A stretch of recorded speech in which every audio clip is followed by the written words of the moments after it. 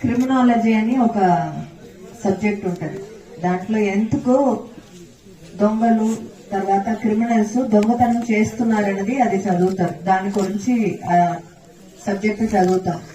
So ఆ క్రిమినాలజీలో ఏం చెప్తారంటే, ఎవరైనా చూడకుండా ఉంటే దొంగతనం చేయడానికి చాలా ఎక్కువ చేస్తారు. ఇప్పుడు ఒక 10 రూపాయలు కింద పడి ఉంది, అది ఎవరు చూడలేదంటే అది తీసి జేబులో పెట్టుకుంటారు. అదే ఎవరైనా చూస్తున్నారంటే అది తీసుకుపోయి ఎవరిదని అడుగుతారు. సో అది వచ్చి కామన్ సైకాలజీ. ఈవెన్ దొంగ వచ్చి ఇంటి ముందర పోతుంటాడు, అక్కడ ఇల్లు తాళం వేసి ఉన్నది, ఆ ఇల్లును ఆ దగ్గర ఎవరైనా కూర్చున్నారంటే అది ఖచ్చితంగా చేయడు. అదే చూడలేదు ఎవరు లేదు అంటే దొంగతనం చేస్తాడు. So opportunity